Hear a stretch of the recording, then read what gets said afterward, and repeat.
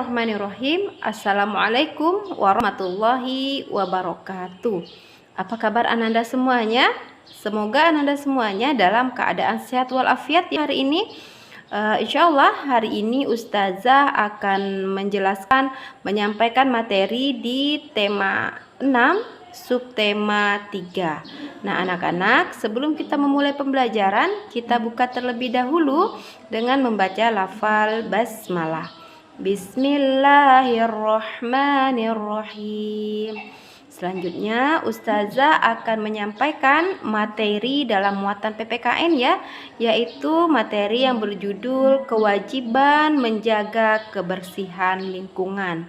Nah anak-anak, tentunya lingkungan adalah hal yang sangat penting sekali untuk kita jaga kebersihannya. Untuk apa? Untuk mendapatkan kehidupan yang sehat. Nah anak-anak, Ustazah akan menyampaikan dalam video yang Ustazah sampaikan berikut ini. Silakan kalian menyimak ya. Bismillahirrahmanirrahim. Anak-anak, hari ini kita akan belajar di tema 6 subtema 3 dalam materi PPKN ya, yaitu kewajiban menjaga kebersihan lingkungan. Nah anak-anak, lingkungan adalah tempat di mana kita tinggal.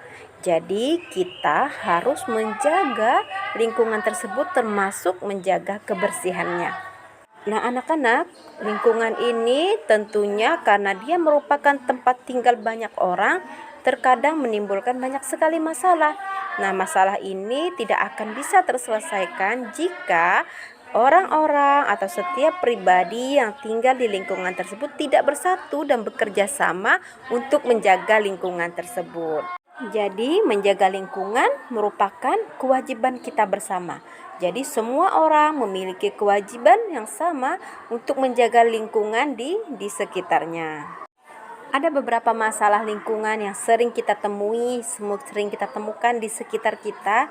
Yang pertama adalah masalah sampah, baik itu sampah organik maupun sampah anorganik. Kemudian yang kedua adalah masalah pencemaran air. Nah kita tentunya air yang kita perlukan dalam kehidupan kita sehari-hari adalah air yang bersih.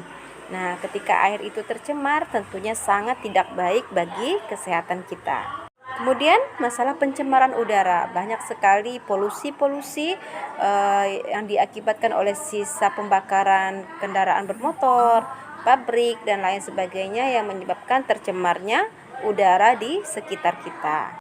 Berikutnya adalah pencemaran tanah. Nah biasanya yang sering menyebabkan pencemaran tanah ini adalah penggunaan pupuk kimia yang berlebihan sehingga mengganggu keseimbangan tanah ataupun sangat tidak baik bagi kesuburan tanah. Nah ada beberapa cara yang bisa kita gunakan untuk mengurangi sampah, yaitu yang pertama menggunakan tas belanja. Untuk apa kita harus menggunakan tas belanja? Untuk mengurangi penggunaan kantong plastik. Jadi anak-anak jika berbelanja, gunakanlah satu tas belanja yang cukup besar yang bisa menampung barang belanjaan kita. Jadi tidak harus setiap toko yang kita singgahi, setiap barang yang kita beli harus dimasukkan ke kantong plastik. Nah dengan penggunaan ini bisa mengurangi penggunaan kantong plastik. Nah ini adalah contoh tas belanja yang bisa kalian gunakan atau kita gunakan untuk berbelanja barang keperluan sehari-hari. Kemudian cara berikutnya yang bisa kita lakukan untuk mengurangi sampah yaitu menggunakan tempat minum pribadi. Nah, untuk apa kita harus menggunakan tempat minum pribadi? Untuk mengurangi penggunaan kemasan botol plastik air mineral.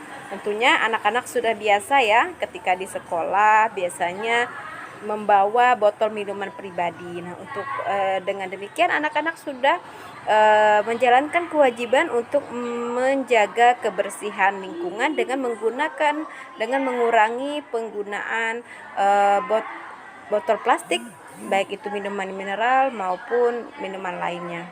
Dan Ustazah berharap agar kebiasaan ini tidak hanya dilakukan ketika kalian ke sekolah, tetapi biasakan untuk menyiapkan tempat minuman pribadi kemanapun kalian pergi, sehingga ketika haus kalian cukup meminum minuman yang sudah kalian siapkan. Dan tentunya lebih sehat ya, karena kalian membawa minuman sendiri. Berikutnya, untuk mengurangi sampah bisa dengan mengubah sampah menjadi benda-benda bermanfaat.